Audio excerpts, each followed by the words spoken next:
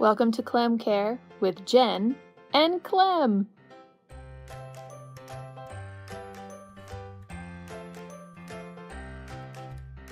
So today we're actually going to talk about becoming better acquainted with your bearded dragon, also called taming your dragon or how to train your dragon.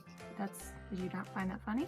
We're going to talk a little bit about how to make your dragon more comfortable with you. So Clem is almost a year old. So he's been hanging out with us for quite a while, so he's pretty used to all of us and everything we do. But a new dragon or a dragon that you adopt or rescue could have a very different temperament than Clem does. So we're going to talk a little bit about how to get your dragon used to you and get used to being held and actually like being held. One of the most important things to do to get your dragon used to you is actually pick them up and handle them every day. It doesn't have to be an hour or 2 hours. If you pick up your dragon and kind of work with them maybe 15 minutes of every day, they will actually get more and more used to you.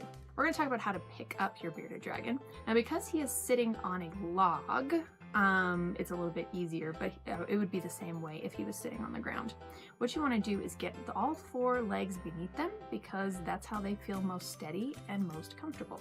So what I would do is put one hand underneath the front and one under the back and simply lift up.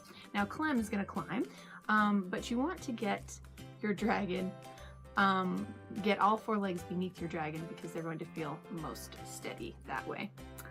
Where are you going, buddy? So you can see that Clem is walking, and the way I am keeping him on my hand is just walking my hands with him. The important thing too is to let your dragon kind of decide what they want to do, but also by getting them used to you, you kind of decide what they want to do.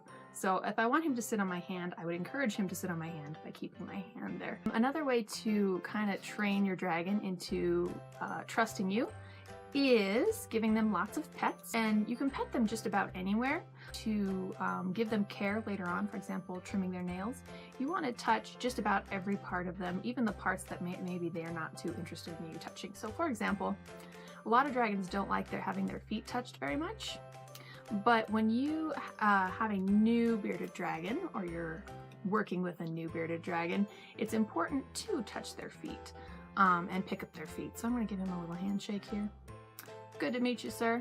I'm not doing it roughly, I'm doing it very gently, and I'm being respectful of his space, even though I am touching his little hands there. Run my hands down his tail, and it doesn't have to be hard, just gently. I might even hold on to his tail just for a second before I release it. Another thing you might do is touch their chin. Just stroke their chin. It's actually the very softest part of a bearded dragon, is right under their chin. You can touch their head. Touch the sides of their face. If you want them to eat vegetables and they're not eating vegetables, you can put a vegetable in their mouth by very gently lifting down the sides of their mouth. And you do all of this just to make sure that you can handle your bearded dragon. And if you do this a little bit every day, they will get used to you. Another thing we do is take a lot of pictures of Clem. So if I was to get at my camera, he would recognize that as a time that he gets to get a few treats. He likes to get little mealworms. Positive reinforcement like that, using treats, using a happy voice, the dragons do recognize that. Thank you for joining us today, and we are going to sign off. Say bye, Clem. Bye.